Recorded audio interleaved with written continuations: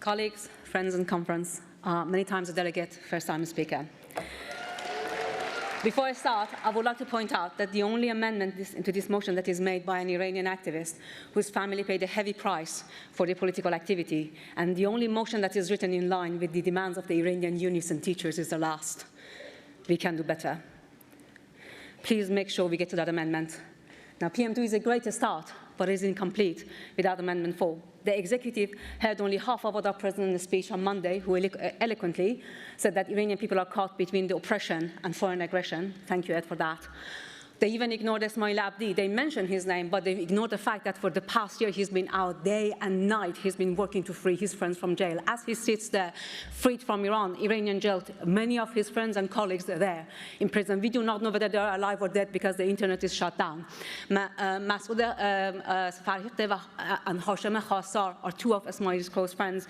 They eloquently, after the 12-day war, opposed Israel attack, but they also, after the January uprising, condemned the government of Iran. There is nothing in that motion about this. They were very eloquent about that. They have been doing a campaign from within jail against execution. There is nothing in that motion about this. I am opposing Amendment 1. Actually, executive, you can do better. I am sorry.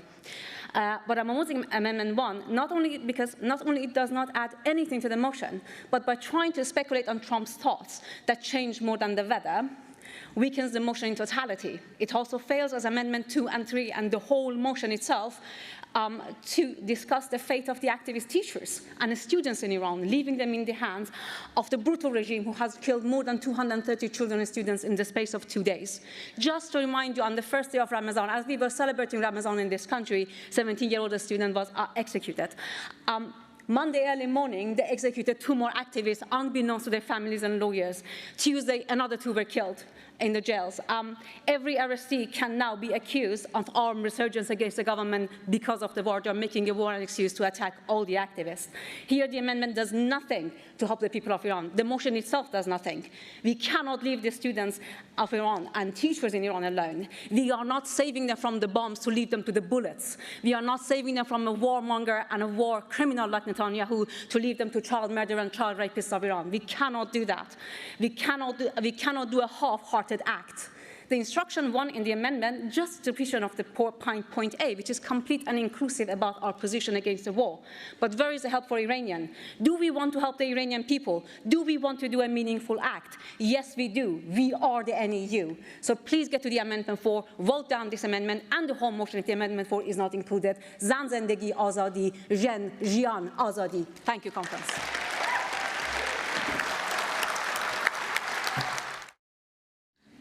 Hi again, conference. Second time, Mr. Speaker, but I think we haven't lost count. Someone please do that for me. Now, I can tell you stories about my very noisy toys that all disappeared one day, the house that became silent. And years later, when I was old enough, I was told that my mother broke down after watching a Basiji kill a random speaker on the road. That's the beginning of revolution. After the 100th time, the news of a comrade being killed on the streets, being gunned down, came to the house. And come to the evening fringe, bring me a stiff drink, and I will tell you all about all the stories that I heard about horrors of the jails in the Islamic Republic of Iran. But that was a long time ago. I want to talk about the action points for today, and I want to talk about the demands in the amendment. Now, my childhood Iran was not the most tolerant of places, maybe even a little racist towards as many ethnicities, towards as many minorities. It took us a while. But we learned that the regime goons, the baton that is beating me on the street, is the same baton that is hurting my Arab sister, my Kurdish brother, my LGBTQ plus family. It took us a while, but my country got there, to the point that 20 unions signed the Charter of Minimum Demands. Please read it. Please Google it. It is about our blueprint for democracy and for a free Iran. The regime forces gay people to undergo gender reassignment.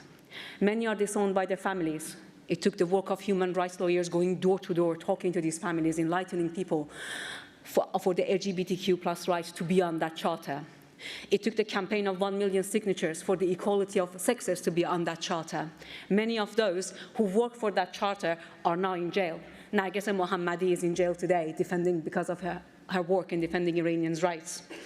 After the 12-day war, the regime executed hundreds of people charged with espionage for the Israeli government. Many of them were just Afghan refugees, as if a worker with minimum wage could have informed Israeli intelligence about the movement of high-ranking officials. They started a racist campaign in Iran against refugees that would make Nigel Farage blush to whip up their base. What do you think they will do to the people they have arrested in January? What do you think they will do to imprison teachers and students, or school students, the moment the war is over and they feel safe? I am not saying we should not oppose the war. We should oppose every war, every illegal war like that, with every might we have. But we have to be ready for the aftermath as well. This is a regime that denies medical aid to prisoners. Again, ask Esmail Abdi, who lost his friend, Bakhtash Alptin, because they refused to give him medical aid. Read Sepide Golian accounts from her times in jail as he held her friend's Arab woman's hand because she suffocated because they denied to give her oxygen. We must save the people of Iran from the Israeli bombs, from the American bombs, but we will not save them to leave them to the bullets of the regime. As I said before, this is an amendment that reflects every point on that Charter of Minimum Demands. This is an amendment that shows solidarity with the people of Iran. This is an amendment that shows we, as the NEU, we are aware of our sisters and colleagues and friends and family outside, that we stand with them. This shows true solidarity. Please support this amendment. We are the NEU. We don't do things half-measured. Our solidarity is real. Please, please support this amendment. It only completes the motion. And if you haven't learned this again, I have 27 seconds. Zan zendegi azadi, jen jian azadi. Come on. Woman, life, freedom. You can do that one. Come on. One time. I'll take that. Thank you, conference.